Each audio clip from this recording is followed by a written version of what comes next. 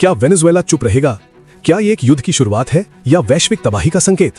America के अगले कदम क्या होंगे? रूस और चीन क्या सिर्फ बयान तक सीमित रहेंगे?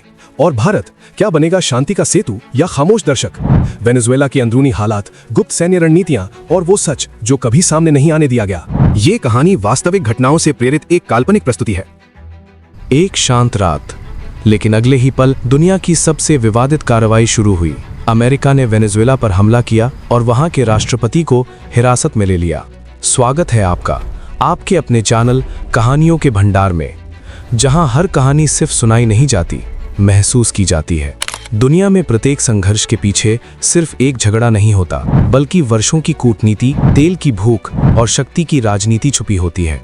वेनेजुएला, जो दुनिया के सबसे बड़े तेल भंडारों में से एक है, कई दशकों से अमेरिका और कई अन्य देशों के साथ खींचतान में रहा है। अमेरिका ने दशकों से ये आरोप लगाया कि वेनेजुएला राज्य प्रणाली ड्रग तस्करी, भ्रष्टाचार और मानवाधिकार उल्लंघनों से भरी है, और इसी बहाने से तनाव गहरा गया। तेल वेनेजुएला की नसों में बहने वाला खजाना विश्व के ऊर्जा मानचित्र में इसे एक अहम खिलाड़ी बनाता है। लेकिन 2020 के बाद से अमेरिका और वेनेजुएला के बीच तनाव धीरे धीरे युद्ध की ओर बढ़ रहे थे। अमेरिका ने वेनेजुएला के तेल कारोबार पर सख्त प्रतिबंध लगाए, तेल टैंकर जब्त किए और समुद्री वायु रक्षा को घेरा। वेनेजुएला ने इसे समुद्री डकैती और अंतर्राष्ट्रीय घुसपैठ कहा और आरोप लगे कि वेनेजुएला का तेल और संसाधन अमेरिका की वैश्विक शक्ति को चुनौती दे रहे हैं।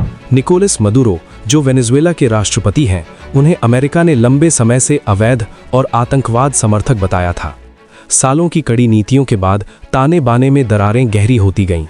अमेरिका ने ड्रग तस्करी को युद्ध का कारण बताया, कहा कि वेनेजुएला नार्को ट्रैफिकिंग नेटवर्क का केंद्र है और मदुरो को नार्को आतंकवाद के आरोपों के तहत गिरफ्तार करना पड़ा। लेकिन आलोचक कहते हैं कि ये सिर्फ बहाना है।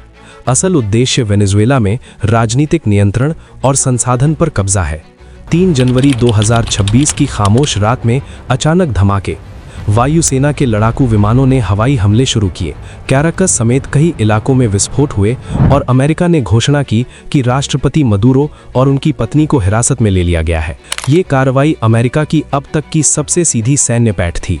दुनिया ने इसे 2 हिस्सों में बांट दिया। कुछ देशों ने अमेरिका की पहल की निंदा की तो कुछ बोले कि ये संयुक्त राष्ट्र कानून का उल्लंघन है। रूस और चीन ने इसे अंतर्राष्ट्रीय संप्रभुता का उल्लंघन कहा, जबकि भारत ने शांतिपूर्ण समाधान का आग्रह किया और संयुक्त राष्ट्र ने भी इसे खतरनाक कदम बताया।